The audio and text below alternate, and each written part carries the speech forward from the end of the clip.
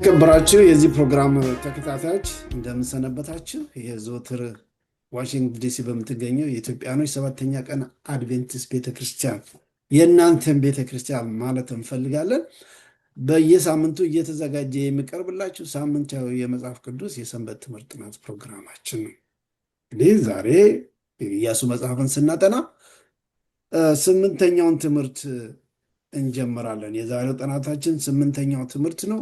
የዛሬው ጥናት ደግሞ የሚያተኩረው በመጽሐፍ ቅዱስ ውስጥ ስለሚታወቁ በዚሁ በኢያሱ መጽሐፍ ውስጥ ስማቸው ደግሞ ደጋግሞ ስለሚነሳው ከዛም በፊት በዘፍጥረት፣ በዘጸአት፣ በዘዳግም ስማቸው ደግሞ ደጋግሞ ስለተነሳው የሁለት የእምነት አርበኞች ነው። እርሱ እንደምታዩት የሚለው የእምነት ጀግኖች ኢያሱና ካሌብ የሚል ነው። እንግዲህ የዛሬውን ጥናት ከኔ ጋር ይዘውላቸው የቀረቡት ሁለቱ ወንድሞች ናቸው። ወንድም ኢሳያስ ብርሃኑና ወንድም ሐሳቡ አንቃሞ ናቸው። እነዚህን ሁለት ወንድሞች ማስተዋወቁ ብዙም ትርጉም አይኖረውም ብዬ አምናለሁ። ምክንያቱም ቢያንስ በሶስት ሳምንት አንድ ጊዜ በዚህ መስኮት ብቅ እያሉ እግዚአብሔር ያስተማራቸውን በዚህ ፕሮግራም የሚያካፍሉን ላለፉት 5-6 ዓመታት የዚህ ፕሮግራም ተሳታፊዎች ወንድሞች ናቸው እና ወንድሞችን ማመስገንና እንኳን ደህና መጣችሁ ለማለት ፈልጋለሁ። እኔ ደግሞ ወረታው ብርሃኑ ነኝ እና እንግዲህ ጥናታችንን ከመጀመራችን በፊት እግዚአብሔር መንፈስ ቅዱስን እንጋብዘው ዘንድ እንፈልጋለን። ውጤታማ ሊሆን የሚችለው በረከት ሊኖረው የሚችለው ጥናታችን እግዚአብሔር መንፈስ ቅዱስ በመካከላችን ተገኝቶ እሱ ሁሉንም ሲያደርገው ዛሬ እንግዲህ የኢያሱ መጽሐፍ ክፍል የሆነውን ስምንተኛውን ጥናት በምናጠናበት ጊዜ የዘወትር ወዳጃችንና አስተማሪያችን መንፈስ ቅዱስ በመካከላችን እንዲገኝ የመግቢያውን ጸሎት ወንድም ሐሳቡ ያደርግልናል። ወንድም ሐሳቡ ጸልይልን። እንጸልይ። ቅዱስና ዘላለማዊ የሆንክ እግዚአብሔር አባታችንና አምላካችን ስለሰጠህን ስለዚህ መልካም ጊዜ እጅግ አድርገን ከልብ እናመሰግንሃለን። አሜን። አቤቱ አሁን በዚህ ጊዜ የምንወያየውን አንተ ለክብርህ እንድታደርግና ሌሎች ደግሞ ከዚህ ውይይታችን ሰምተው መታነጽ እንዲሆንላቸው በቃልህ ማደግ በመንፈስ ቅዱስ መነቃቃት እንዲሆንላቸው እንጸልያለን። ስንነጋገር ደግሞ አንተ በጸጋ ሙላን። የሚያወያየንንም አሁን አብሮኝ ያለውን ወንድሜ ኢሳያስንም ወንድሜ ወረታውንም በተለየ ሁኔታ አንተ እንድትባርከንና እንድትረዳን እንድታነቃቃን መልካም ፍቃድ ይሁን። ክፉ ሁሉ በኢየሱስ ስም ጸጥ ይበል። በናዝሬቱ በጌታ በኢየሱስ ስም አሜን። አሜን። አሜን። እግዚአብሔር ይባርክ ወንድም ሐሳቡ። የዚህ ጥናት ተከታታዮች የዛሬው የመግቢያ ማነው ርዕሳችን ቅድም እንዳልነው የእምነት ጀግኖች ኢያሱና ካሌብ።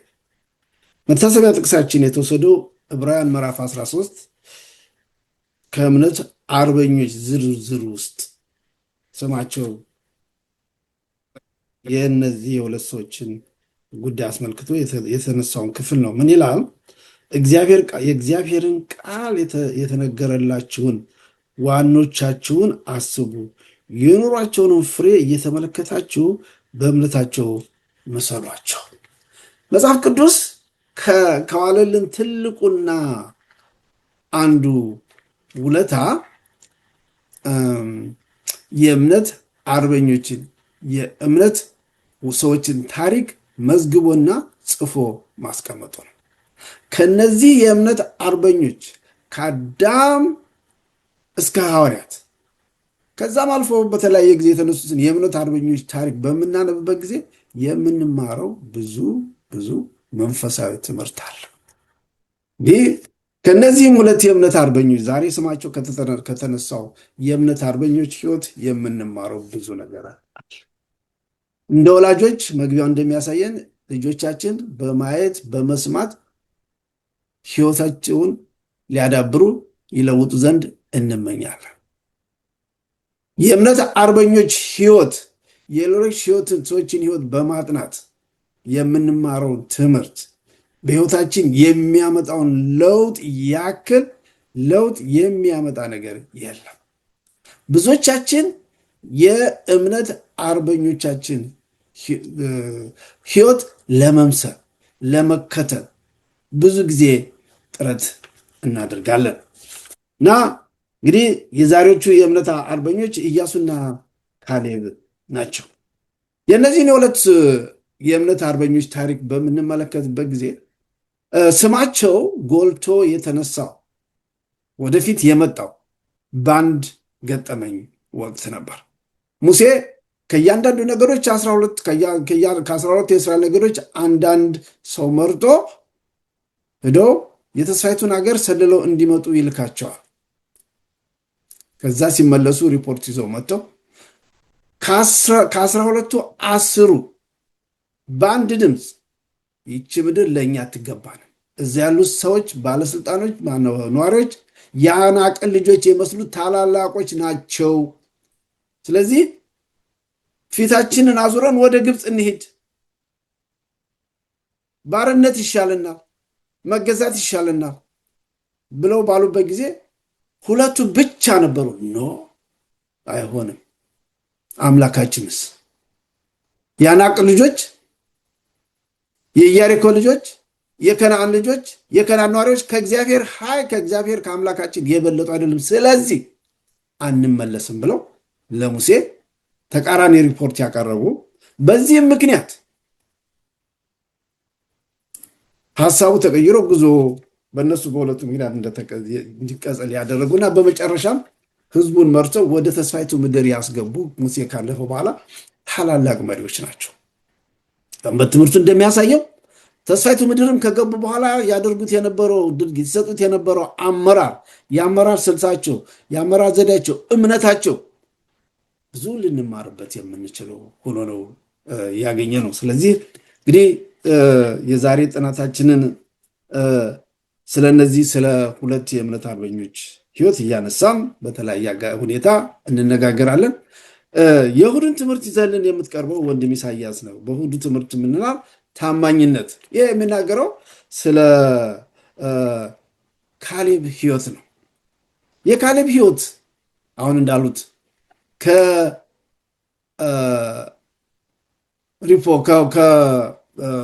ተስፋይቱ ምድር ማነው ከምድሪቱን አስሰው ተመልሰው ሪፖርት ከሰጡ በኋላ ወደ ተስፋይቱ ምድር ሲመለሱ በመሃል ባለው የካሌብ ህይወት አኗሯር አመራር ምን ይመስል ነበር? ታማኝነት ይላል። ምን አይነት ታማኝነት ነው? ስለ ካሌብ ማን ነበር? በእስራኤል ህዝብ መካከል የነበረው ቦታ ምን ይመስል ነበር ብሎ ሰንበት ትምህርቱ ያነሳል። እስቲ የካሌብን ህይወት አብረን እንዳስሰው። ምንድን ነው የተማረው? በተለይም ደግሞ ከዛ ካነሳሁት ነጥብ ጀምሮ ተስፋይቱ ምድር እስከወረሱበት ቦታ ወቅት። እሺ፣ በጣም እግዚአብሔር ይስጥልኝ። ትንሽ ጉንፋን ስለያዘኝ በማሳል ካቋረጥ ይቅርታ ጠይቃለሁ። ጉንፋን ነፃ ከሆነው ዓለም እስክንሄድ ድረስ እንደዚህ አይነት ጉዳዮች ይኖራሉ እና በጣም ይቅርታ ጠይቃለሁ ከሀሳቤ ድንገት። እንግዲህ እሁድ ላይ እርሱ ራሱ የሚሰጠውን ሁኔታ ስናይ ታማኝነት የሚለው ርዕስ ላነሳው ጥያቄ መልሱን ይሰጠናል። መልሱ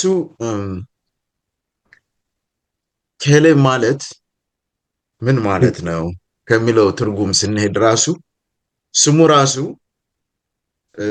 መልስ ይሰጠናል። እኔ ሂብሩ አጠናለሁ ብዬ አንድ ሰሞን በራሴ ሞክር ነበርና ከተሰጠኝ ቃላት ውስጥ አንዱ ካሌብ ነው።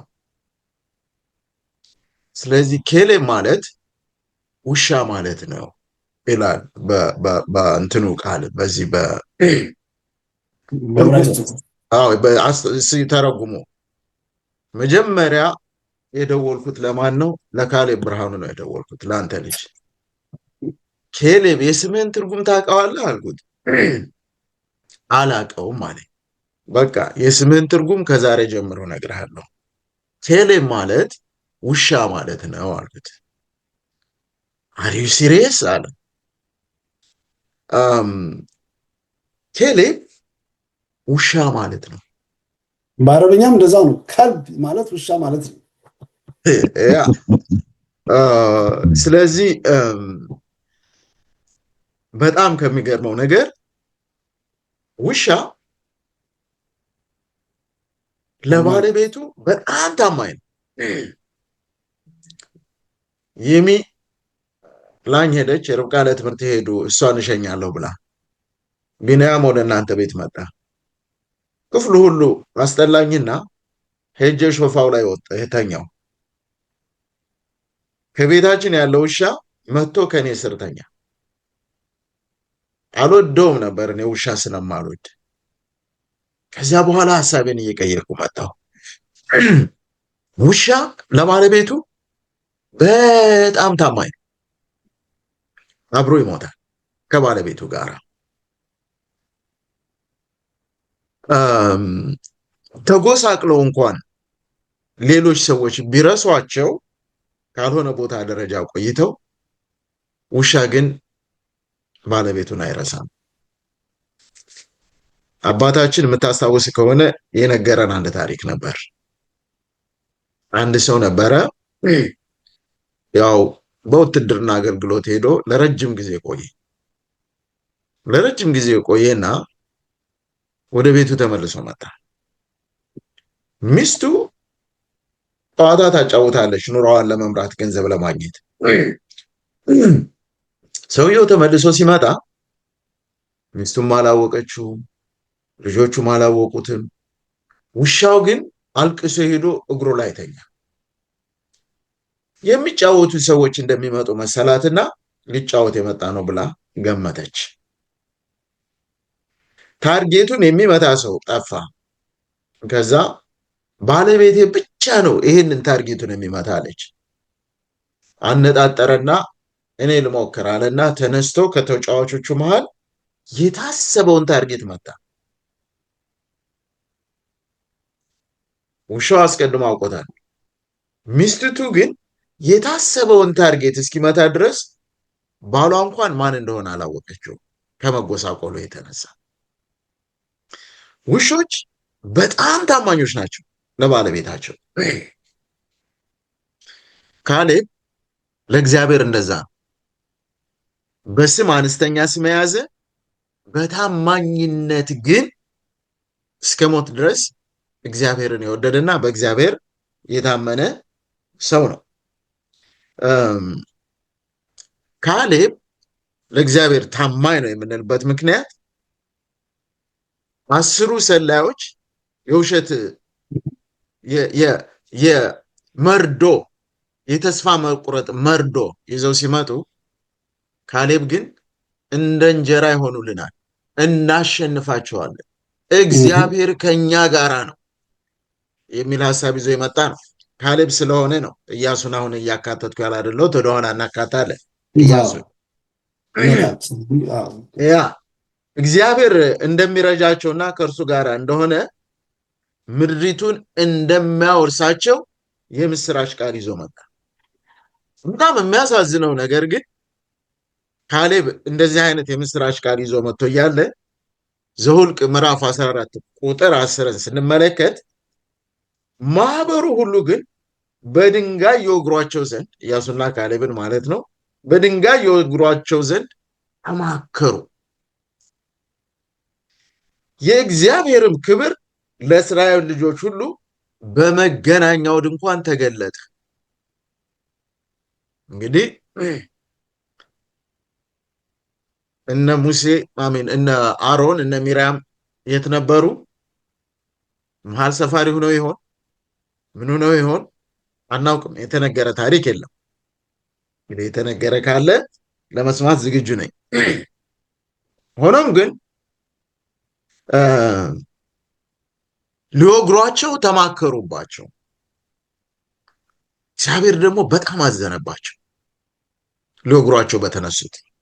ዘኍልቍ 26:65 ስንመለከት እግዚአብሔር ስለ እነርሱ በእውነት በምድረ በዳ ይሞታሉ ብሎ ተናግሯልና ከዮፎኒ ልጅ ከካሌብ ከኒዮም ልጅ ከኢያሱ በቀር ከእነርሱ አንድ ሰው እንኳን አልቀረም። ይሄ ኦልድ ጄኔሬሽኑ በሙሉ አለ። ምክንያቱም እነዚህ ሰዎች ብቻ ናቸው ለእግዚአብሔር እውነተኛ ታማኝ መሆናቸውን ያሳዩት። እነዚህ ባለማመን ባሉትና በማመን መካከል ባሉት ሰዎች ላይ እግዚአብሔር ዘኍልቍ ምዕራፍ 32 ቁጥር 13ን ስንመለከት የእግዚአብሔር ቁጣ በእስራኤል ላይ ጸና፣ በእግዚአብሔርም ፊት ክፉ ያደረጉት ትውልድ ሁሉ እስኪጠፉ ድረስ 40 ዓመት በምድረ በዳ ውስጥ አቅበዘበዛቸው። ይሄ የድሮ ትውልድ ከግብፅ ይዞት የመጣው የባዕድ አምልኮን፣ አለማመንን፣ የተለያዩ ነገሮችን መተው ያቃተውን ህዝብ እግዚአብሔር በምድረ በዳ 40 ዓመት በማስጓዝ በምድረ በዳ እንዲቀሩ አደረጋቸው።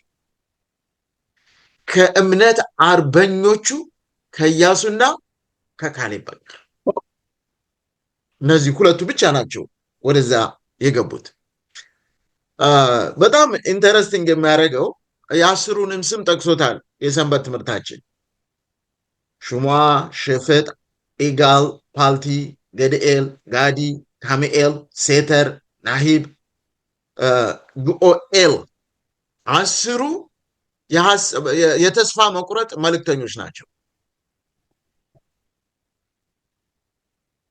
ከነዚህ ከተስፋ መቁረጥ መልእክተኞች ውስጥ ግን ኢያሱና ካሌብ ተለይተው ወጡ። ለመሰለል የተላኩበትን ዓላማ ተመልሰው ይዘው ሲመጡ በእግዚአብሔር ተስፋ ቃል ተሞልተው መጡ። የነዚህ የ10ሩ ሰላዮች ግን ከዚህ ከጥፋታቸው በኋላ ብዙ የተባለላቸው ነገር የለም ከእምነት አርበኞቹ በቀር። እነዚህ ሰዎች ይዘዋቸው የመጡ የተስፋ መቁረጥ ወሬዎች አሉ ስለ ጠላቶቻቸው። አንደኛ እነርሱ ግዙፎች ናቸው፣ በጣም ግዙፍ። ሁለተኛ እኛ ደግሞ ከነሱ ጋር ስታስተያዩ ልክ እንዳንበጣዎች ነን። ልብ አድርጉት የተስፋ መቁረጥ ወሬ እንዴት እንደሚያሸብር። ሶስተኛ ተስፋ የሚያስቆርጠው ነገር ከተሞቻቸው የተመሸጉና ጸንተው የሚኖሩ ናቸው። ያንን ምሽግ ጥሶ መግባት የሚችል ማንም የለም፣ ሁላችንም እናልቃታለን እንጂ። ስለዚህ ምን እናድርግ? ወደ ግብፅ አለቃ እንሹምና ወደ ግብፅ እንመለስ። እዚህ ድረስ ነበር ተስፋ የቆረጡት። ኢያሱና ካሌብ ግን ይዘውት የመጡት የተስፋ ቃል እነርሱ ግዙፎች ቢሆኑ የሰማይ አምላክ ከግዙፋን ሁሉ በላይ የሆነ ግዙፍ አምላክ ነው። እኛ እንዳንበጣዎች ነን ብንል እግዚአብሔር በእኛ ውስጥ ከሆነ በእኛ ያለው ኃይል ማንም ሊቋቋመው የማይችል ብርቱ ኃይል ነው። ከተሞቻቸው የተመሸጉ ናቸው ብትሉ እግዚአብሔርን የተመሸገ ከተማ መክቶ ሊያስቀረው አይችልም። ምክንያቱም መሪያችን እግዚአብሔር። ስለዚህ እናሸንፋለን፣ ድል እናደርጋለን፣ ድሉ የኛ ሳይሆን የእግዚአብሔር ስለሆነ የሚለውን የተስፋ ቃል ነበር ይዘው የመጡት። እንግዲህ እነዚህ ሁለት ሰዎች ሲመጡ እግዚአብሔርን የመታመን የተስፋ ቃል ይዘው መጡ። 10ሩ ደግሞ የእግዚአብሔርን የአሰራር ታሪክ ተጠራጠሩ። ታዲያ እግዚአብሔር ያመኑትን ወደ ከነዓን አስገባና ያላመኑትን በዚያው አስቀራቸው። ስለዚህ ከዚህ የምንማረው ትልቅ ትምህርት ቢኖር ማጆሪቲን አንመልከት፣ ብዙሃንን አንመልከት፣ እውነትን ብቻ እናያዝ። እውነት ላይ ከቆምን አንድም እንሁን እንደ ኤልያስ፣ ሁለትም እንሁን እንደ ኢያሱና ካሌብ፣ ጥቂቶችም እንሁን እግዚአብሔርን የያዘ ህዝብ እግዚአብሔር ከሁሉም በላይ ግዙፍ ነውና በአሸናፊነት ይወጣል። ይሄን ከኢያሱና ከካሌብ የምንማረው ትልቅ ትምህርት ነው። እንደ ኢያሱና እንደ ካሌብ በእምነታችን የምንቆም በማጆሪቲ ቃል በምድረ በዳ የምንቀር እንዳንሆን በእውነት እግዚአብሔር ይርዳን። ይሄንን ነው እኔ እሁድ ከእሁድ ላይ የተማርኩት። በጣም ጥሩ፣ እግዚአብሔር ይባርክ ወንድም ሀሳቡ። እንደው የሰኞውን ስናቀርብ አብረህ ስለ ካሌብ ስለሆነ እየተነጋገርን ያለ ነው። ካሌብ አሁን ወንድም ኢሳያስ ያቀረበው ከዮርዳኖስ ባሻገሩ ዮርዳኖስን ሳይሻገሩ የሆነ ድርጊት ነው። አሁን እንዳለው ከኢያሱና ካሌብ በቀር ሁሉም በምድረ በዳ ቀሩ። ኢያሱና ካሌብ አዲሱን ትውልድ መርተው ተስፋይቱ ምድር ገቡ። ካሌብ በተስፋይቱ ምድር ያደረገውን አንድ አስገራሚ ነገር የሰኞ ያቀርበዋል እና ኮረብታማውን ሀገር ስጠኝ የሚለው ከምን ጋር የተያዘ ነው? የካሌብ ጥያቄ ምንድን ነው? እድምታው እስኪ የታሪክ ዳራውንና እድምታውን የሰኞውን ከእሑድ መለስ ብለን እንዳሰስ የምትፈልግ ከሆነ ዳሰ አቅርብ። ምንድን ነው ጥያቄ? ምንድን ነው ካሌብ እዚህ ላይ በሚጠይቅበት ጊዜ የ80 ዓመት ሰው ነበረ። ተራራ ወጥቶ ቁልቁለት ወርዶ የሚሰራበት ሁኔታ አልነበረም። ምንድን ነው የልብ የሰጠ? እሺ፣ እግዚአብሔርን ለዚህ ጊዜ እጅግ አድርጌ አመሰግናለሁ። ከመጀመሪያውም ጀምሮ የእምነት ጀግኖች የሚል ነው ለኢያሱና ለካሌብ የተሰጣቸው ስም። ሰው በኃይሉ ጀግና የሆነ ይመስለዋል፣ በጊዜ ደግሞ ጀግና የሆነ ይመስለዋል። የጀግንነት ሁሉ ጀግንነት በአምላኩ ታምኖ በእምነት ጀግና መሆን ነው ትልቅ ነገር እና በካሌብ ላይ ወንድም ኢሳያስ ጥሩ አድርጎ ያስቀመጠው ታማኝነቱ በጣም ጎልቶ ተስተውሏል። በኢያሱና በካሌብ መካከል ታማኝነታቸው፣ ለአምላካቸው የነበራቸው እምነት ለሙሴ ቀኝ እጅ ሆነው ሙሴ ነው የላካቸውና እምነታቸው የህዝቡ እምነት በራደ ጊዜ እነሱ ግን የህዝቡን እምነት ጎን ለጎን ሲያበረታቱ እንደነበረ እናያለንና ከአገልግሎትም አንጻር አንዳንዴ ያው በእምነታችን በምንደክምበት ጊዜ እንደዚህ የሚያበረታቱ መሪዎች አስፈላጊ እንደሆኑ የሚያሳይ ትልቅ ነገር፣ የሐሳቡን የሚያስቀይር ወደኋላ እንመለሳለን ያሉትን ያስቀየሩ እንደነበረ እናያለንና በጣም ደስ ያለኝ ኢያሱ ምዕራፍ 14 ከ6 እስከ 14 ያለ ክፍል አለ እና 14 ላይ ምን ይላል? ስለሱ ሲናገር የይሁዳ ልጆች በገልገላ ወደ ኢያሱ ቀረቡ። ቀኔዛቢውም የዮፍና ልጅ ካሌብም አለው ለአምላኬ ሰው ለሙሴ ስለ እኔና ስለ አንተ እግዚአብሔር በቃዴስ በርኔ የተናገረውን ነገር ታውቃል፣ የነገረውን ነገር ታውቃል፣ ትወርሳላችሁ ብሎ እግዚአብሔር የነገራቸው ነገር አለ። እኔ አንዳንድ ጊዜ ግርም የሚለኝ አሁን አንዳንድ ጊዜ አንድና አንድ ነው ካለ እኛ የምናውቀው ሂሳብ አለ እና ያ ሂሳብ እኛ አንድ ሲደመር አንድ ሁለት ነው የምናውቀው። ግን አንድና አንድ ይሆናል ካለ ባዩ ማን ነው ተብሎ መጠየቅ ያለበት ባይ ነኝ እኔ። የተናገረው ማን ነው የሚለውን አሁን የተናገረው እግዚአብሔር ከሆነ ልክ ነው። አንድና አንድ ነው፣ ሁለቱም አንድ ስጋ ይሆናሉ ተብሎ የተጻፈው ይፈጸማል ማለት። እንደዛውም ሁሉ አሁን ካሌብ እየተናገረ ያለው ነገር ምንድን ነው? እግዚአብሔር የነገራቸውን የእምነት ቃል የረሱትን እያስታወሰ ነው ያለው። ይሄን የሚያስታውሰው አሁን ለመውረስ በተዘጋጁበት በዚህ በኮረብታማው ሀገር ስጠኝ፣ ለኔ ኮረብታማውን ሀገር ነው የሚፈልገው ብሎ ለሙሴ እያቀረበ ባለበት ወቅት ለኢያሱ እያቀረበ ባለበት ወቅት ነውና እና የእግዚአብሔር ባሪያ ሙሴ ይላል በ7ኛ ቁጥር ምድርን ይሰልል ዘንድ ከቃዴስ በርኔ በላከኝ ጊዜ እኔ የ40 ዓመት ሰው ነበርሁ። እኔም በልቤ የነበረውን ቃል መለስሁለት። ከነጋሪም የወጡ ወንድሞቼ ግን የሕዝብን ልብ አቀለጡ። እኔ ግን አምላክን እግዚአብሔርን እችን ቃል በጣም ሲወደው እኔ ግን አምላክን እግዚአብሔርን ፈጽሜ ተከተልሁ ይላል። እቺ ቃል መልሶ ይደግመዋልና ፈጽሜ ተከተልሁ ካለ በኋላ ሙሴም በዚያን ቀን አምላክን እግዚአብሔርን ፈጽሜ ተከትለሃልና እግሪ የረገጠውን ምድር ለአንተና ለልጅህ ለዘላለም በርግጥ ርስት ይሆናል ብሎ ማለ ይላል።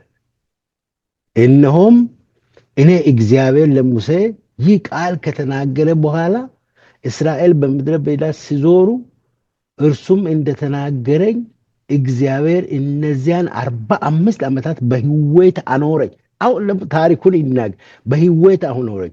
አሁንም እነሆ ለእኔ ዛሬ 85 ዓመቴ ሆነኝ። ሙሴ በላከኝ ጊዜ እንደነበረው ዛሬም ጉልበታም ነኝ። ጉልበቴ በዚያን ጊዜ እንደነበረው እንዲሁም ዛሬ ለመዋጋትና ለመውጣት ለመግባት ጉልበቴ ያው ነው። አሁን እንግዲህ በዚያን ቀን እግዚአብሔር የተናገረውን ይህ ተራራማ ሀገር ስጠኝ። አሁን እቺ ናት ዋናው። ይችን ተራራማ ሀገር ስጠኝ። አንተ በዚያ ቀን ቀናናውያን ታላላቆችን የተመሸጉ ከተሞችን በዚያ እንዳሉ ሰምተህ ነበር። ምናልባት እግዚአብሔር ከእኔ ጋር ይሆናል፣ እግዚአብሔርም እንደተናገረኝ አሳዳቸዋለሁ። ኢያሱም ባረከው፣ ለዮፍና ልጅ ለካሌብ ከብሮንን ርስት አድርጎ ሰጠው። ስለዚህ የእስራኤል አምላክ እግዚአብሔር ፈጽሞ ስለተከተለ ከብሮንን እስከ ዛሬ ለቄኔዛውያን ለዮፍና ልጅ ለካሌብ ርስት ሆነች ይላል። ዋናው ያው ትልቁ ነገር 3 ጊዜ የተጠቀሰው እግዚአብሔርን ፈጽሞ ስለተከተለ እግዚአብሔርን በፍጹም ልቡ ፈጽሞ ስለተከተለ ያገኘው ሪዋርድ ነው ተራራማው ሀገር። ትልቁ ነገር አሁን ኢያሱ ፎከስ ያደረገው በቦታውም ላይ አይደለም፣ በሁኔታውም ላይ አይደለም፣ በራሱ ላይ ባለው ማንነት ላይ ሳይሆን እግዚአብሔር በተናገረው ቃል ላይ ነው። እግዚአብሔር እሰጥሃለሁ፣ እግዚአብሔር አቅም እሆናለሁ ካለ አቅም እንደሚሆነው ቃል የገባለትን በልቤ የነበረውን እያለ ይናገራል። ኢያሱ ምዕራፍ 14:7 ላይ በልቤ የነበረው እኔ ስናገር ራሱ መጥቼ ያየሁትን በሁኔታ በእነዛ አስሩ የህዝቡን ልብ ሲያቀልጡ እሱ ግን እኔ የእነሱን ማዳመጥ ነበረብኝ። አንዳንድ ጊዜ ማጆሪቲ ቅድም አንስታቸዋልና የማጆሪቲ ጉዳይ በጣም ወሳኝ። የማጆሪቲ ጉዳይ ላይ አይደለም፣ እኔ በልቤ እግዚአብሔር እንዳስቀምጠው ምን ያክል ከእግዚአብሔር ጋር ኢንታችመንት እንዳለው የሚያሳይ ነገር ነውና ይሄ ትልቅ ነገር ነው ዛሬም በእኛ ውስጥ የሚያስቀምጥልን። ይሄ ያንን ተግባራዊ ያደረገው ምንም እንኳን እኔ አንድ ደስ የሚለው ያነሳው ካሌብ እያነሳ የሚነግረን ነገር ምንድን ነው? አርጅቻለሁ እኔ አሁን በፊዚካሊ ሲታይ 85 ዓመቴ ነው አለ። ነገር ግን ውስጥ እምነቴ ያነ ሙሴ በቃዴስ በርኔ በላከን ጊዜ የነበረው መንፈስ ነው ያለኝ። ምክንያቱም እምነቴ እኔ በእርጅና በእኔ ማንነት በስጋዬም ላይ አይደለም፣ በማምነው አምላኬ ላይ ነው እያለ ነው እየተናገረ ያለውና ይሄ ትልቁ ያው ኮረብታማው የሆነ ቦታ ተራራማው ቦታ ቀላል ቦታ አልነበረም። እዚህ አሁን ቅድም እንዳነበብኩላችሁ ቦታው ተራራማ ነው እና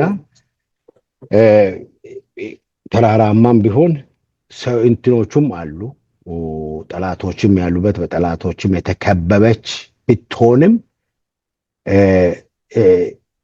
ካሌብ ግን ምንድነው እምነቱን የጣለው በእግዚአብሔር ላይ ስለሆነ ያን ቦታ ርስት እንደሆነችለት መጽሐፍ ቅዱሳችን። ስለዚህ የእስራኤል አምላክ እግዚአብሔር ፈጽሞ ስለተከተለ ኬብሮንን እስከ ዛሬ ለቄኔዛውያን ለዮፍኔ ልጅ ለካሌብ ርስት ሆነችልና የኬብሮንም ስም አስቀድሞ ቅሪያት አሪባቅ ትባል ነበር። ይህም አርባቅ በቄናዊ ሰዎች መካከል ከሁሉ ከፍ ያለ ነበረ። ምድሪቱም እና ደስ ብሎ ከውጊያ አረፈች ይላል። ኢያሱ ነው ማነው? ካሌብ ነው ከዚህ ውጊያ ያሳረፋትና ካሌብ ደግሞ ለማሳረፍ ካሌብ ለመውረስ ካሌብ ኮረብታማውን ሀገር ስጠኝ ብሎ ለኢያሱ እየተናገረ ያለው ቦታው በቦታው ተስቦም አይደለም ካለው ከራሱ ፊዚካል ኮንዲሽን ተነስቶ አይደለም። እኔ እንደው ሽማግሌ ነኝ ይሄን ማረስም አልችልም ለኔ የሚመች አይደለም አይደል።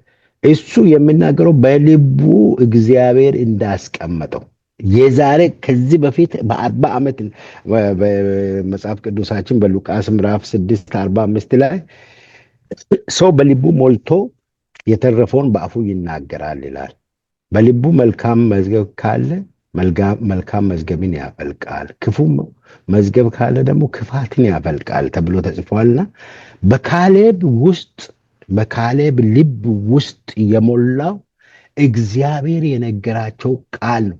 የሚገርመው ያኔ በ40 ዓመት ውስጥ ከ40 ዓመት በፊት የነበረው አሁን ራሱ ሳይሸረሸር ሳይናጋ ቃሉ መቆየቱ የሚገርም ነገር እኔ በጣም ያስገረመኝ።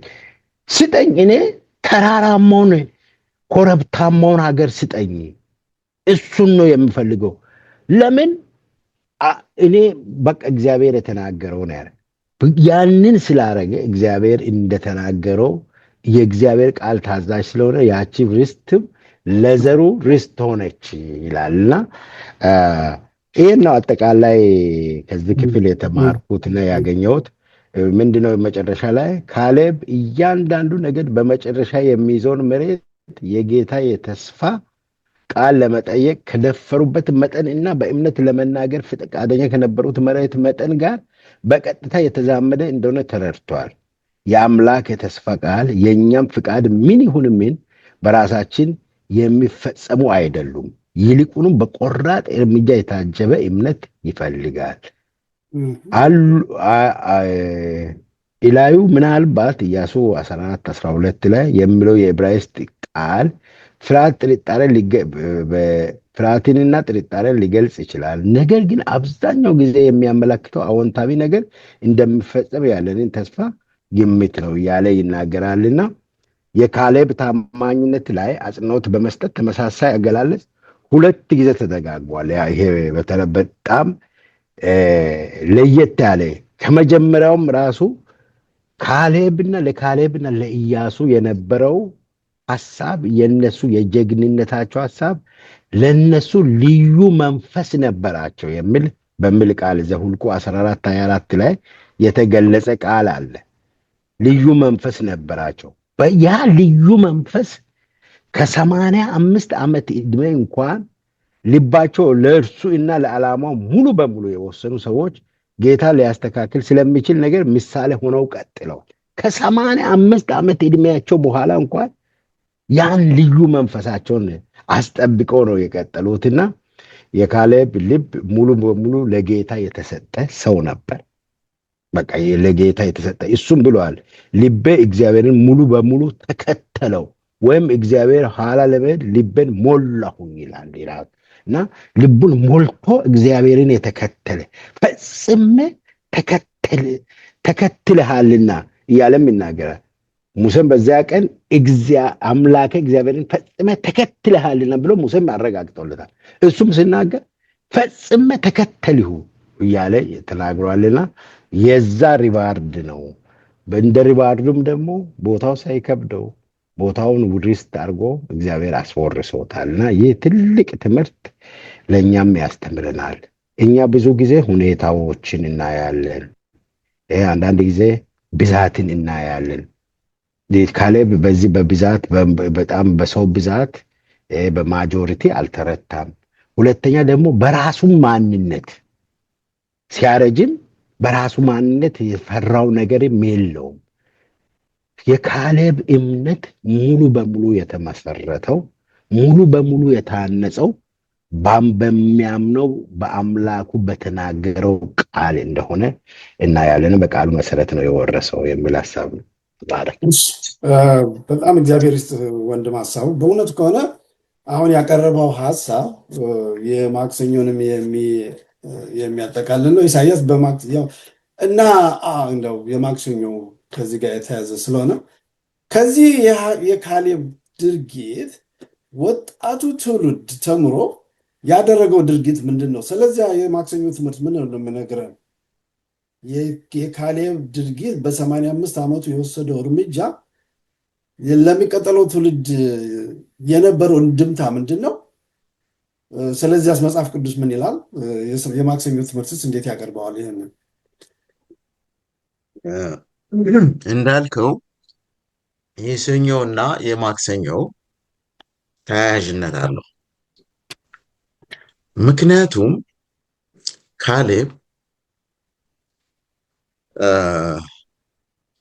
ወደዚህ ቦታ ለመሄድ ርስቱን ለመውረስ ኢያሱን የጠየቀው ጥያቄ ያ ቦታ አደገኛ ቦታ፣ ሌሎቹ ሊደፍሩት ያልቻሉት እነዚህ ከነዓናውያን በተለየ ሁኔታ የመሸጉበት ነው ተብሎ የተፈራ ቦታ። ካሌብ ደግሞ የለም እንደው ይሄን ለስላሳውን ቦታውን ስጠኝ፣ ጦርነት የሌለበትን የሚል ጥያቄ አይደለም ያቀረቡ። እግዚአብሔር በእጁ እንደሚሰጠው ስላወቀ ይሄ የተፈራውን ቦታ ለእኔ ስጠኝ፣ እኔ እዋጋቸዋለሁ፣ እግዚአብሔር በገባልኝ ቃል መሰረት ምን ቃል አሸንፋቸው ነው፣ ተወኝ፣ ስጠኝ ለኔ ያለው። ኢያሱም ደግሞ አላቅማማም። ካሌብ የእምነት ጀግና ስለነበረ ለዚህ የእምነት ጀግና ሰጠው፣ ያችን ለሱ እንዲያደርግ። ከዚያ ይቀጥልና ካሌብ የማክሰኞው የተምሳሌነት ኃይል የሚል ነው። ካሌብ ቂርያት ሴፈርን ወይም ደግሞ ደርቤን የሚቀመጥባትን ከተማ የሚይዛትን ከተማ ለሚመታና ለሚይዛት ሴት ልጅን እሰጣለሁ አለና አልተጋባም። በጣም የሚገርመው ነገር ይሄን ቦታ ለመያዝ ደግሞ ሌላ የእምነት ጀግና ያስፈልጋል እንደ ካሌብ። ከዛ በኋላ ከአንደበቱ ከሰማ በኋላ ጎተንያል የተባለ ከተማዋን አሸነፈና ያዛት። እግዚአብሔር ከኔ ጋራ ነው ብሎ ካምኖ የወጣ ጀግና፣ ወጣት ጀግና ያዛት። ከዚህ ላይ ልንረዳቸው የሚገቡ ትምህርቶች አሉ። ወጣቶችን በመንፈሳዊ ተጋድሎ ውስጥ ማስገባት ወደኋላ እናያለን። ስለዚህ ከተማዋን አሸነፈና ጎቶንያል የተባለችውን ይቅርታ በራሱ ያጠፋል፣ ምን እንደሆነ አላውቅም። ጎቶንያል ከተማይቱን አሸነፈና ያዛት። አካሳ የምትባለውንም የካሌብን ልጅ አገባ። ካሌብ 3 ጀግንነቶች፣ አንደኛው እግዚአብሔር ይሰጠናል ብሎ ማመን፣ ሁለተኛው ወጣቱ ትውልድ በእምነት አብሮ እንዲበረታታ አሸናፊ የሆነውን ልጁን እንደሚሰጥ ቃል ኪዳን መግባቱ፣ ሌሎችን ተሳታፊ ማድረጉ። ሶስተኛ ልጁም ደግሞ የእምነት ጀግና ወደሆነ ሰው መሄዷ የእምነት ብርታቷንና ጥንካሬዋን የሚጨምርላት መሆኑን በጣም አስተውሎ ነበር። እንግዲህ ካሌብ አንደኛ እምነቱ በጣም ጠንካራ ነው። ሁለተኛ በእምነት ጉዳይ በሚመጣ ጉዳይ ላይ ደፋር ነው፣ ሪስኮችን የሚወስድ ነው።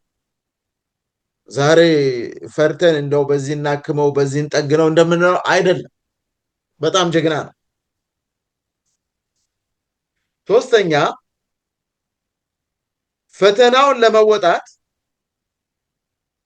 ያለውን ዝግጅትና ብቃት ያሳያል። ብቃቱ እግዚአብሔር ነው። በእግዚአብሔር ላይ ታምኖ ብቃት በሆነው እግዚአብሔር ላይ ድል አደርጋለሁ ብሎ የሚል መነሳት ትልቅ ብቃትን የሚያሳይ ነው። መሳሪያ አይደለም፣ ጋጋታ አይደለም፣ የህዝብ ብዛት አይደለም።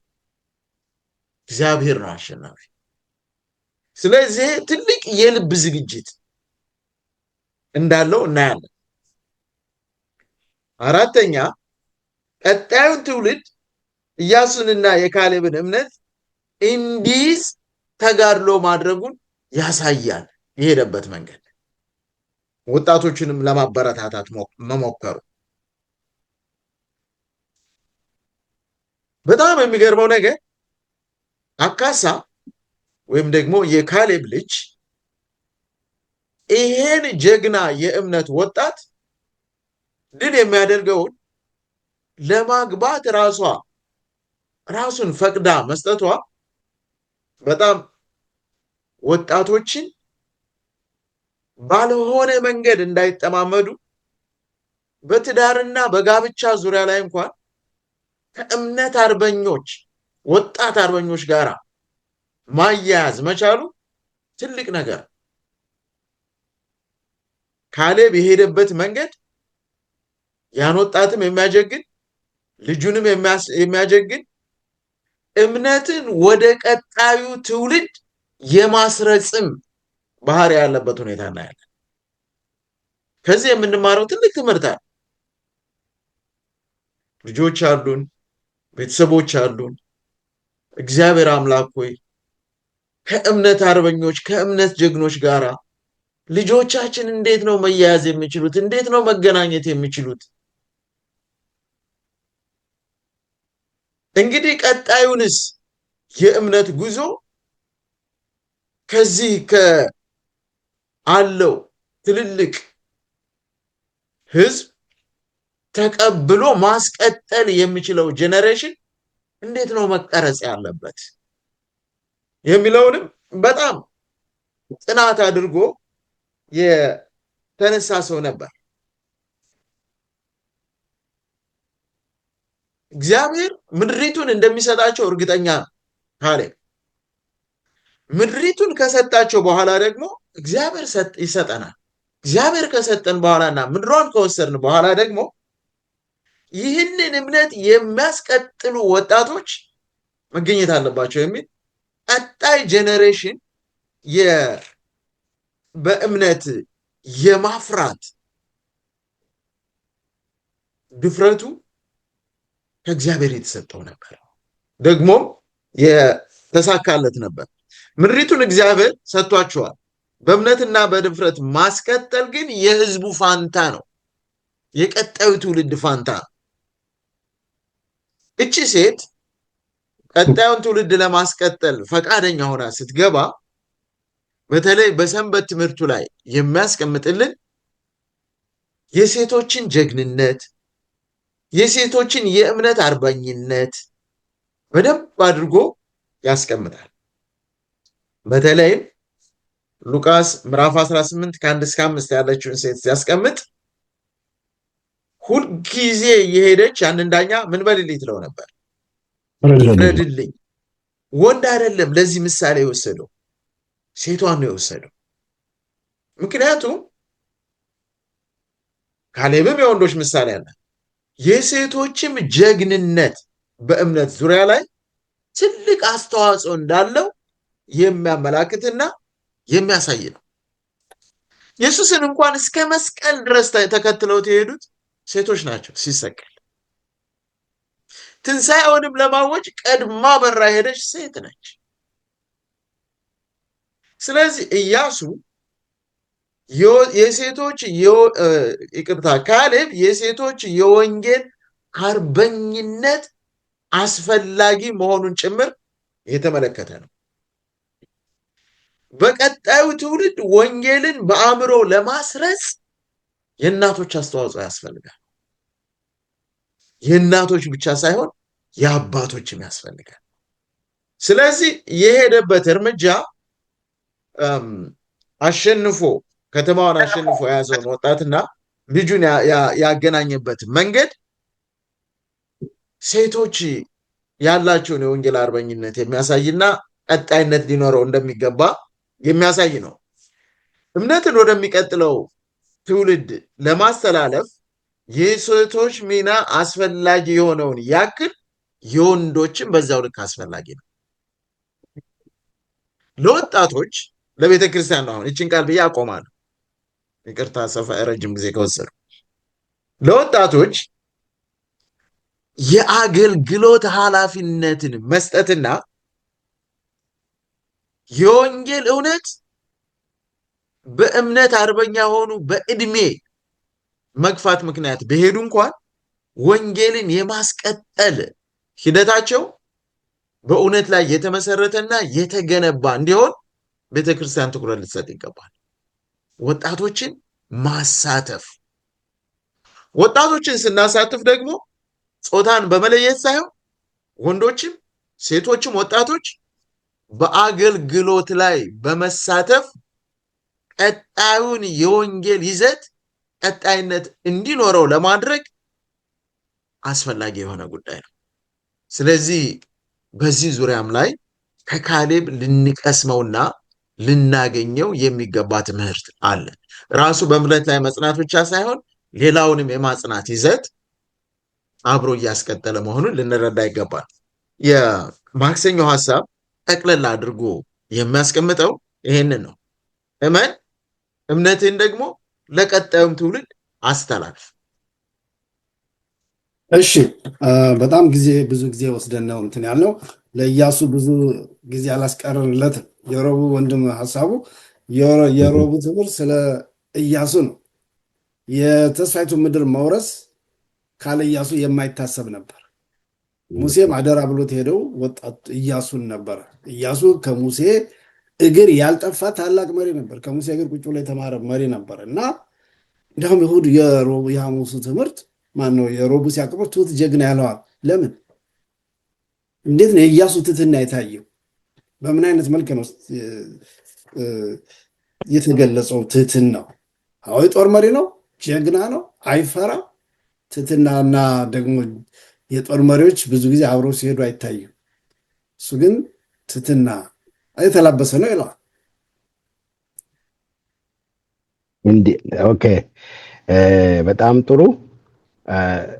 ያው የእምነት ጀግኖች የሚለውን በተለይ የኢያሱና የካሌብ ጉዳይ በጣም ትልቅ ነገር ነው። በእኛም ውስጥ ትልቅ ነገር፣ ትልቅ መልእክት የሚያስተምሩ በትልቅ የሚያስጨብጡት ነገሮች አሉ እና በዚህ ክፍል ኢያሱ ጀግና ነው፣ ልክ ነው፣ ደፋር ነው፣ የእምነት ሰው ነው፣ ልክ ነው እና በጣም በእግዚአብሔር የሚታመን በእግዚአብሔርን እምነቱ ያደረገ የእግዚአብሔርን ድምፅ የእግዚአብሔርን የተስፋ ቃል የሚጠብቅ መሪ ነው ኢያሱ።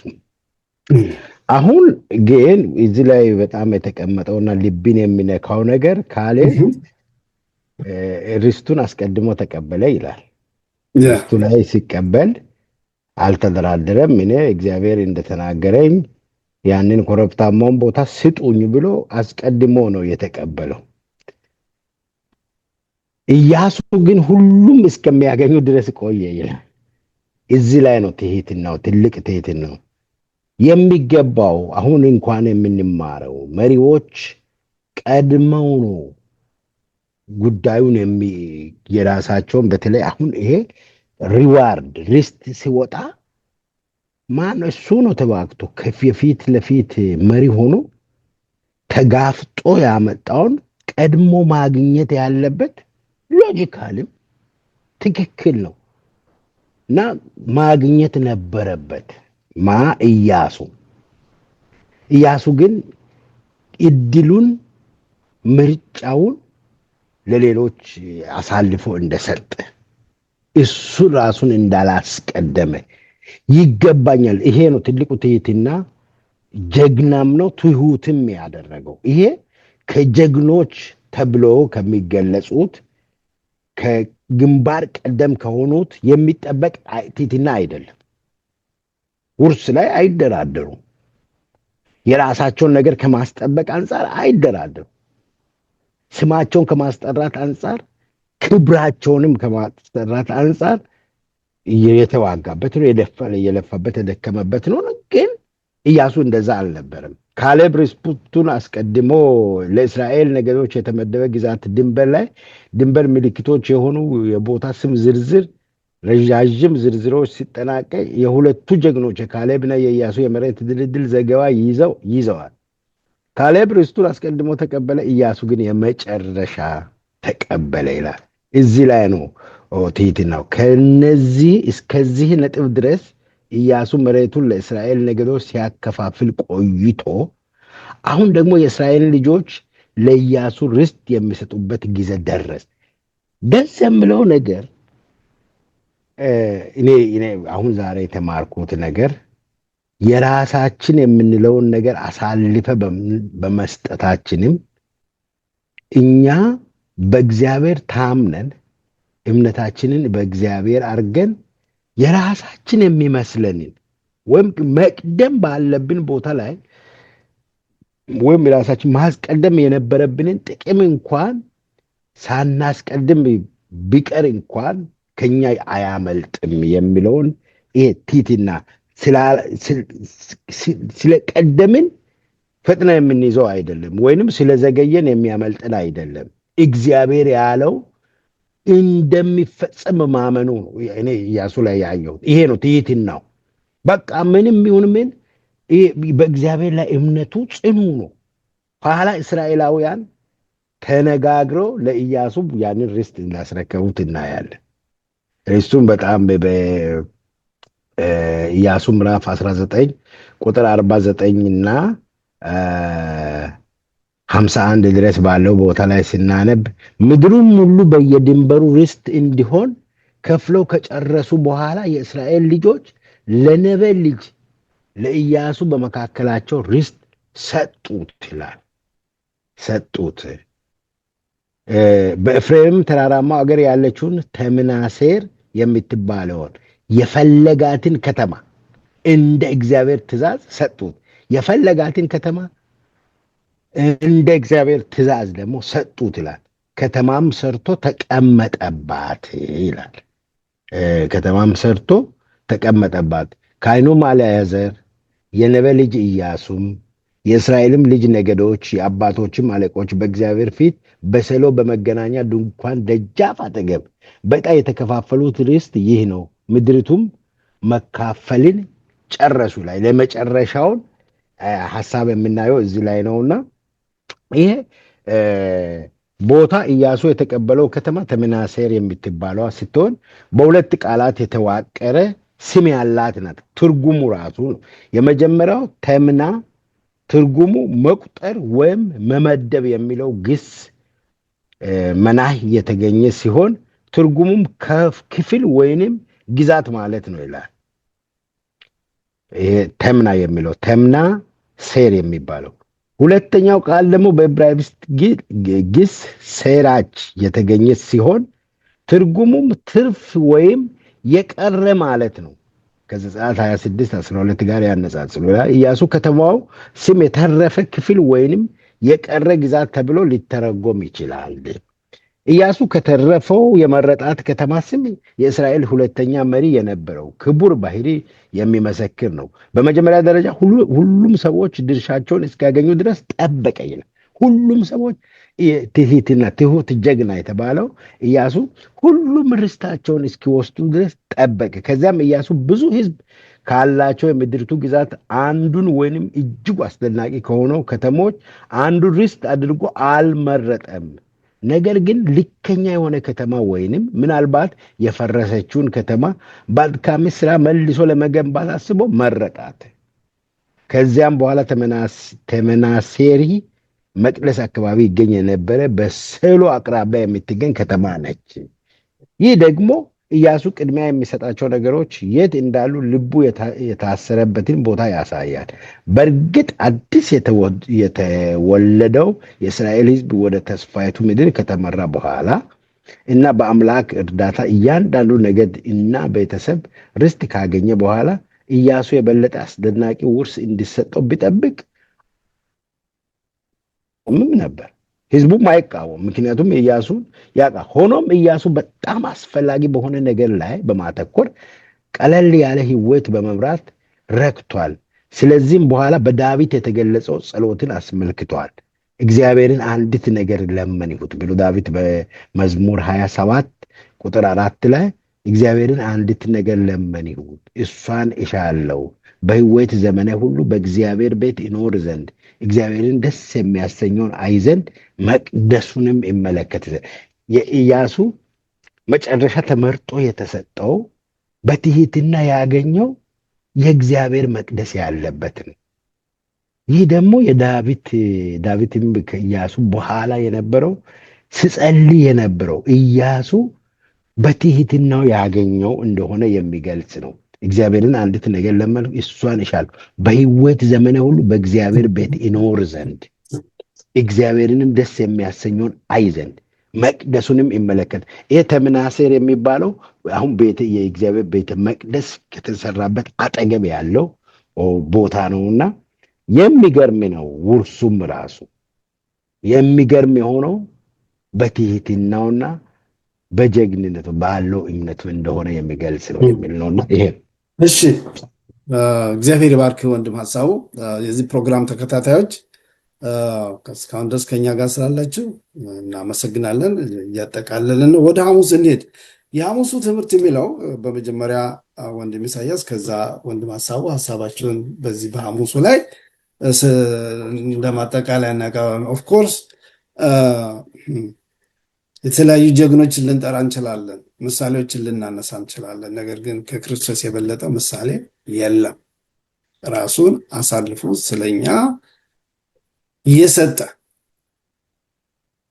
እና የሐሙስ ትምህርት እንግዲህ ይህንን የእኛን ምሳሌ ክርስቶስን ሕይወት በምናስብበት ጊዜ በምናንሰላስልበት ጊዜ ምንድነው የምንማለው? ዕብራውያን 12 በመጥቀስ ከ1 እስከ 2 በመጥቀስ ሁለተኛ ቆሮንቶስ 3:18 በመጥቀስ የኢየሱስ ምሳሌ ሕይወት ለእኛ ምን አይነት ምሳሌ? የኢያሱ ሕይወት አስገራሚ ሕይወት ነው። መሪ ነው።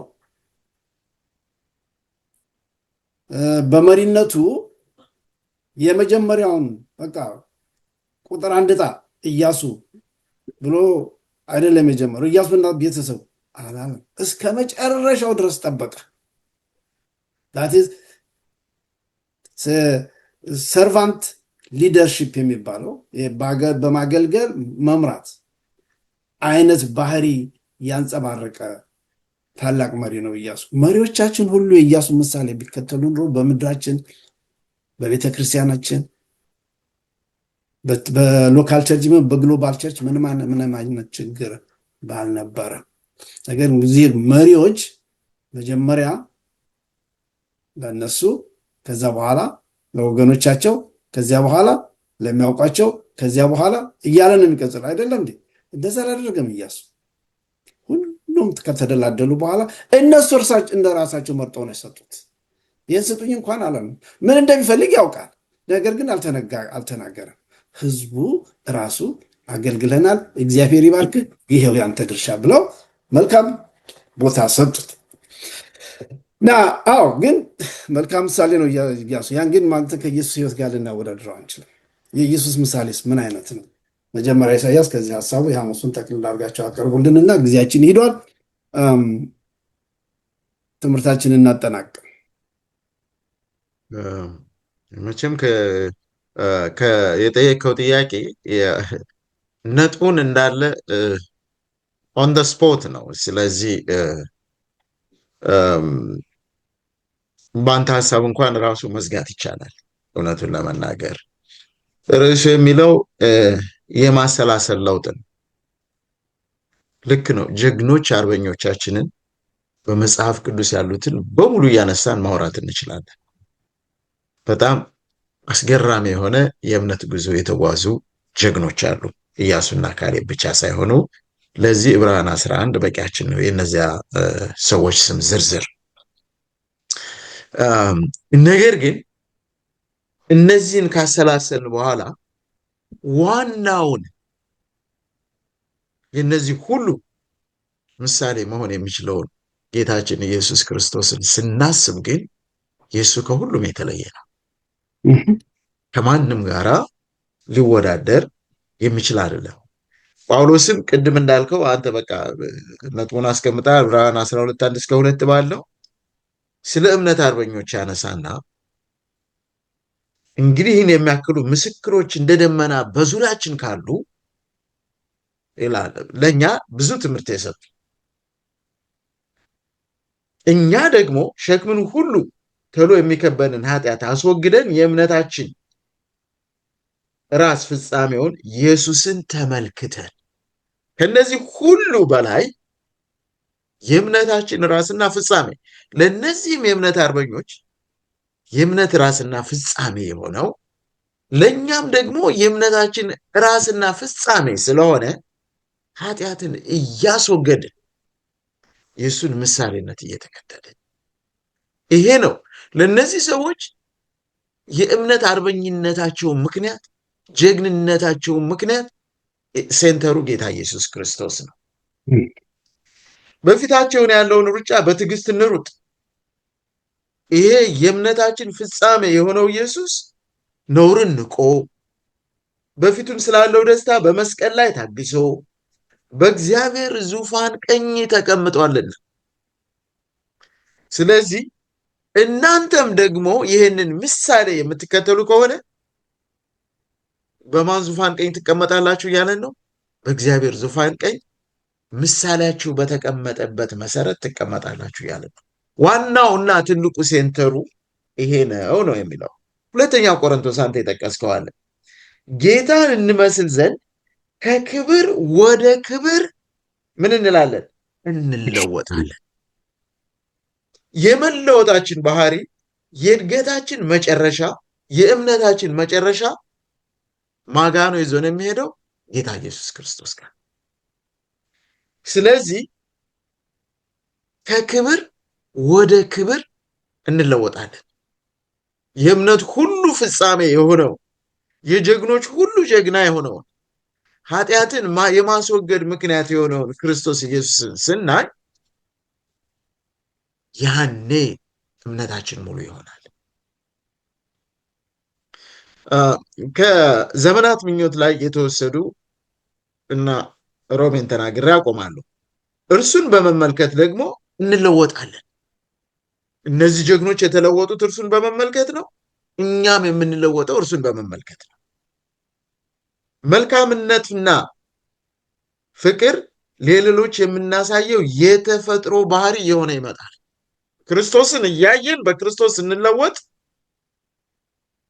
ፍቅር ለሌሎች የምናሳየው ተፈጥሯዊ የርህራሄ ባህሪ የኛ ባህሪ የሆነ ይመጣል። የክርስቶስ ባህሪ የሆነው የኛም ባህሪ የሆነ ይመጣል። እርሱን እየመሰልን እናድጋለን። ስለ እግዚአብሔር ያለንን ዕውቀት መጠን እየሰፋ ይመጣል። የዘመናት ምኞት 197። ስለዚህ ሮሜ 12:1 ምን ይለናል? ወደ ውስጥ የሚመጣን ይላል። ያን ካነበበ በኋላ የሰንበት ትምህርቱ ክፉ የሆነን ነገር ክርስቶስን እየመሰልን ስንሄድ መቃወም፣ ከውስጥ የሚመጣውን ደግሞ አባ ጨጓሬ የሆነ ክፉ አስተሳሰብ መልካም ወደሆነው ቢራቢሮነት መቀየር። ኃጢአተኛ ባህሪያችን አባ ጨጓሬ ነው የሚያመነጨው። አባ ጨጓሬን ማመንጨት ሲፈልግ የለም አንተ አባ ጨጓሬ በእኔ ውስጥ ልትፈራ አይገባም፣ የእኔ ምሳሌ ክርስቶስ ነው ብለን መልካም ወደሆነ ወደ ቢራቢሮነት መለወጥ ያ ባህሪያችን እየሆነ ይመጣል። እና ጠቅላላ የዚህ ሁሉ የእምነት ፍጻሜና ራስ ጌታችን ኢየሱስ ክርስቶስ ስለሆነ ከሁሉም በላይ የጌታ ኢየሱስ ክርስቶስን ምሳሌነት እንከተል። እግዚአብሔር ይስጥልኝ። እግዚአብሔር ባርክ። ወንድም ሀሳቡ እንዴት ነው ያየኸው? እሱ በጣም ጥሩ አድርጎ አጠቃሎታል። ዋናው ነገር ምንድን ነው የተቀመጠው ነገር ካሌብም ላይ ያየ ነው፣ ኢያሱም ላይ ያየ ነው። ካሌብ ስለ ከነአን የተናገረው ሰላዮች ከተናገሩት ክፉ ወሬ ጋር በተቃረነ ጊዜ እምነቱ እንደነበረ ሁሉ አዛውንት ሆኖም እምነቱ የጸናው እንዴት ነው በምንልበት ጊዜ በእስራኤል እንደዛ ፈታን በሆኑ ቀን በቀን በሚፈትኑት ቀን በቀን የተለያየ ሐሳብ ከሚያቀርቡት አለቃ ሾመን ወደ ኋላ እንመለስ ወደ ነበረበት። እኔ ለነገሩ አሁን አለቃ ሾሙ አልሾሙ ወደ ኋላ ለመመለስ ምን አለቃ መሾም ያስፈልጋል? እና ዞሮባቸው ነው እነሱ እና እንደዛ ብለው በሚገስጹበት ጊዜ አንዳንድ ሙሴ ጠፍቷልና ሙሴ የለምና አሁን ወርቅ እንትን አቅልጠን አምላክ እንስራ ብለው በሚያመልኩበት ሁኔታ ውስጥ በሚያመልኩበት ኤንቫይሮንመንት ሆኖ ነው እኔ ያነ በአርባዎቹ እንደሮጥኩኝ አሁንም በ85 ዓመቴ እንደዛው እሮጣለሁ እንደዛው ጽኑ ነኝ የሚያስብል ምንድነው ከተባለ እግዚአብሔርን ማሰላሰል፣ ክርስቶስን ማሰላሰል።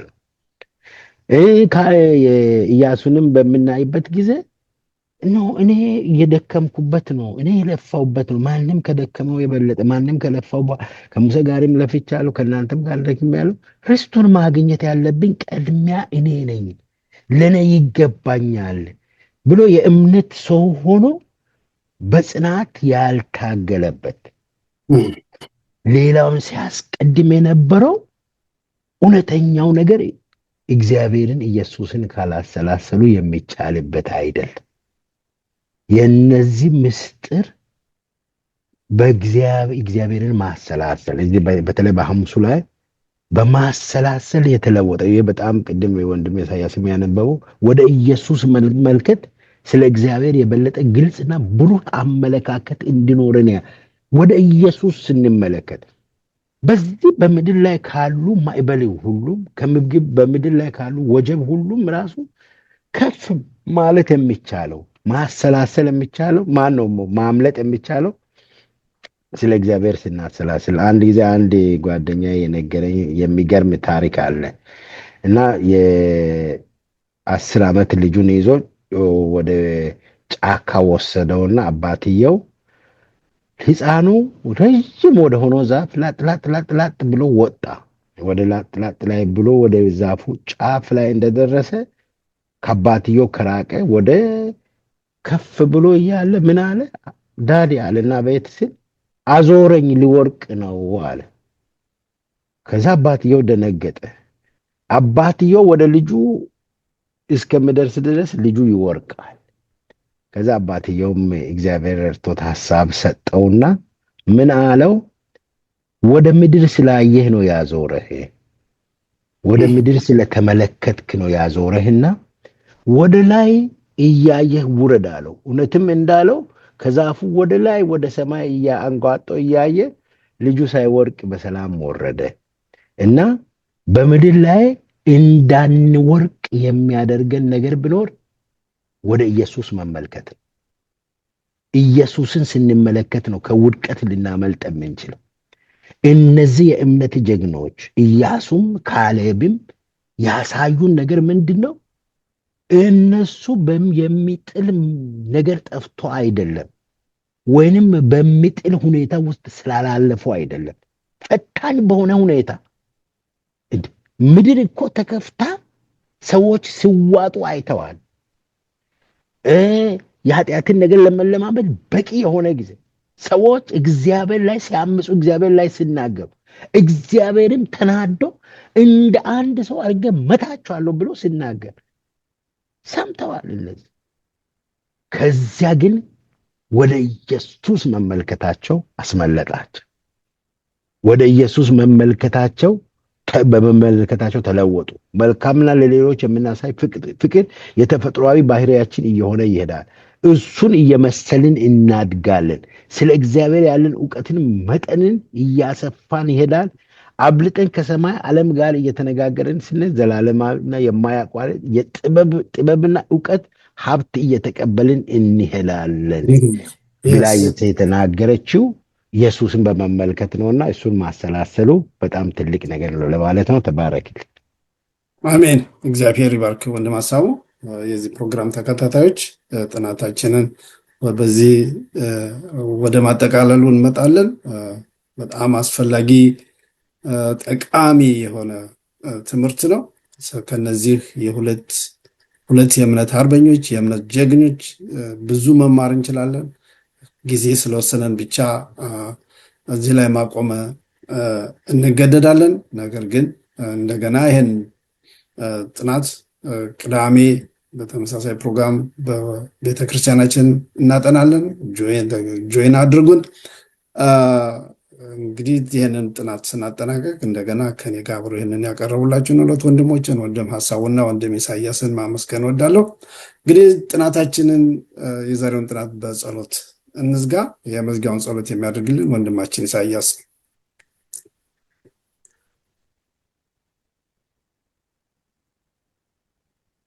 የዘላለም አምላክ በዙፋንህ ላይ ያለህ እግዚአብሔር የማትለወጥ ሁልጊዜ ሕያውና ኗሪ የሆንክ ጌታችን እጅግ አድርገን እናከብረሃለን። አሜን። ከተለያዩ የእምነት አርበኞች፣ የእምነት ጀግኖች የተለያዩ ትምህርቶችን እንቀስማለን። እንደነ ኢያሱና እንደነ ካሌብ ከመሳሰሉ የእምነት አርበኞች አባት ሆይ እንዴት መልካም ነው ከነዚህ አርበኞች ትምህርትን ማግኘት።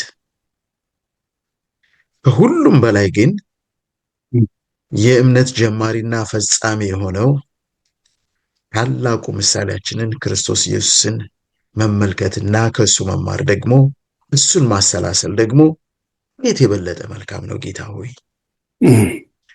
አባት ሆይ ከኃጢአት የምንሸሽበት በእምነታችን የምንጸናበት ትልቁ ጉዳያችን ያለው ክርስቶስ ኢየሱስን ከመመልከት ላይ ነው።